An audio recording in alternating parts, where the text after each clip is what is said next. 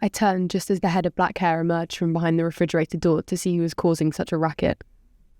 But he wasn't what frightened me.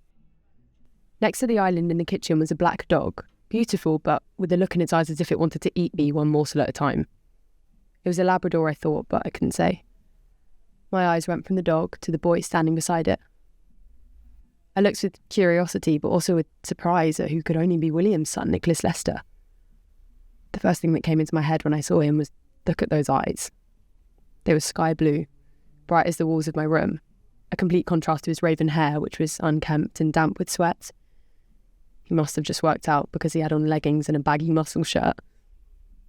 My God, he was handsome. I had to admit that, but I didn't let what I was thinking distract me from who was in front of me. My new brother.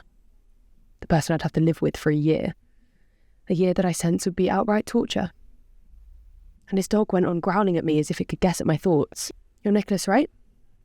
I asked, trying to control my fear of that vicious animal that wouldn't stop growling. I was surprised and angry at the way he looked over at his pet and smiled. "The one and only," he said, and then looked back at me. "You must be the daughter of my father's new wife?" I couldn't believe he'd say it so coldly. He rolled his eyes. "So your name was?" I couldn't help feeling shocked as he asked that question. He didn't know my name. Our parents were married, my mother and I had moved, and he didn't know what to call me. "Noah," she replied contemptuously. "My name's Noah." It was funny how she scowled at me. My new stepsister seemed offended I didn't give what her and her mother's names were, but I had to admit that at least I remembered her mother's. How couldn't I?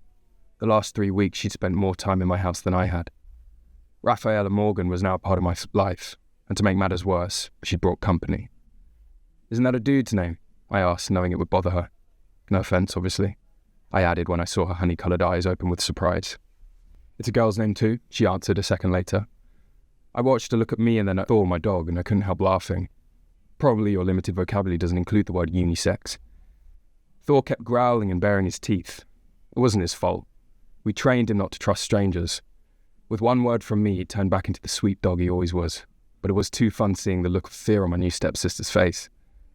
"Don't worry about my vocabulary, it's pretty extensive," I replied, closing the fridge and turning to face her for real this time. "There's one word I know that my dog loves. Starts with an A, then 2 T's, then A-C-K. She looked scared and I couldn't help but laugh. Still, I couldn't take my eyes off her hair. Its colour was strange, somewhere between dirty blonde and red. "Very funny," she said sarcastically, but obviously terrified.